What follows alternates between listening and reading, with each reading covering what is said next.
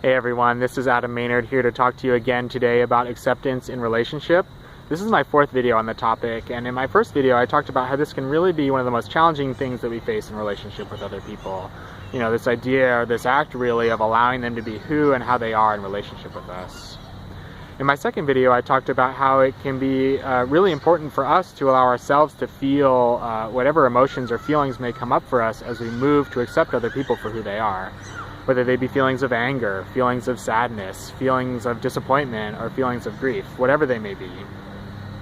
In my third video, I talked about how whenever we face interpersonal conflict, we can have a tendency to focus on the them, to play the blame game, to really thoroughly account for all the ways in which the other person has contributed to the conflict without maybe as thoughtfully or carefully considering our own contributions to the problems.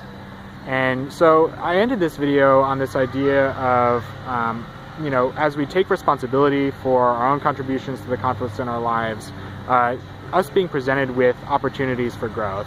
And opportunities for growth in such a way that I think get at one of the core fundamental beliefs that we have about relationship that not only influences how we approach relationship, but also, and more importantly, how we experience them. So that's what I want to talk to you about today.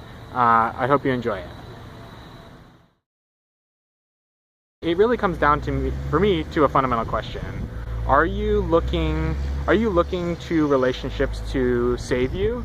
That's kind of a dramatic way of saying, are you looking to relationships to meet all of your own emotional needs? Or are you looking to relationships to grow you? And depending on which kind of fundamental founding belief you have that you bring into your relationships, you'll have a very different experience of those relationships, especially around this idea of acceptance.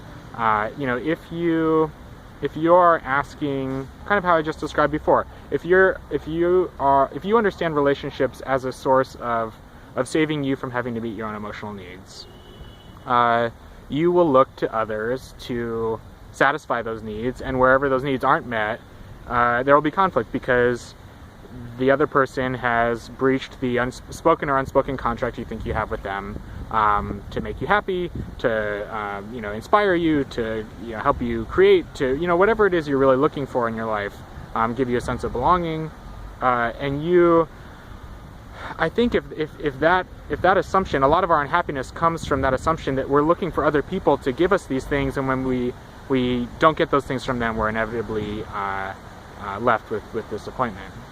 On the other hand, if you're looking to relationships to grow you, the dynamic that I described before of taking responsibility for your own contribution to the conflict and kind of seeing the other person not in a judgmental way, but in a kind of a blessed way of, even if they're doing it in a way that really triggers you or really upsets you or really throws you off kilter, if they're bringing up something for you that's identifying a barrier that you have to acceptance, understanding, love, unconditional, belonging with yourself in the world, that's a real gift, and that's a real opportunity to examine the part of yourself that has a hard time accepting that person, or has a hard time allowing that person to be in the way that you think is unacceptable.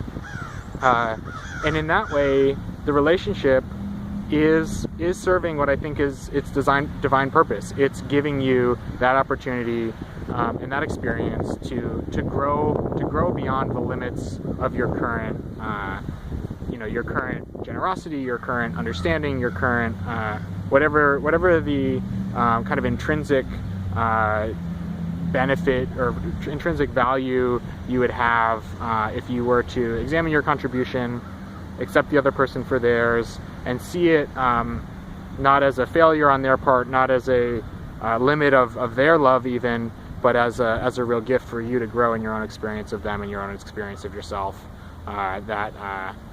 That I think has been really powerful for me, and I hope it's similarly powerful for you. The last thing I want to say about are you looking at relationships to save you versus are you looking at relationships to grow you? It's kind of, I haven't said it directly, but if you're not looking to the relationship to save you, and you're kind of ascribing to this relationship to grow you idea, inherent in that you're looking to relationships to grow your idea is you're looking to yourself to save you.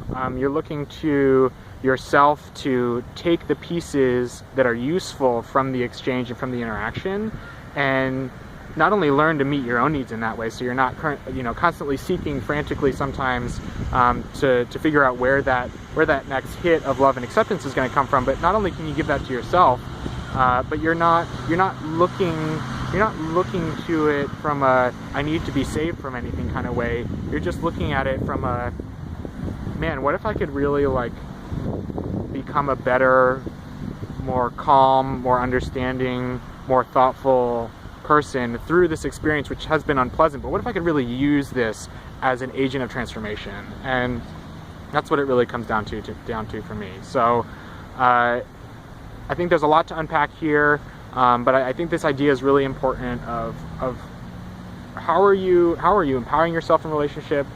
How are you blaming the other person for something you could be blessing them for? And what is the fundamental belief underpinning your idea of relationship? Are you using it to abdicate responsibility, or are you using it to take responsibility and transform your life? So I think relationships are really powerful ecosystems and crucibles to accomplish this transformation. You can probably tell by the tone of my voice and the fact that I'm recording videos about relationship, but I hope that these ideas really do bring you a better understanding of what's going on, so that they serve you in the relationships in your life. So that's all for now. Hope this information was useful for you and insightful, and look forward to talking to you next time. Take care.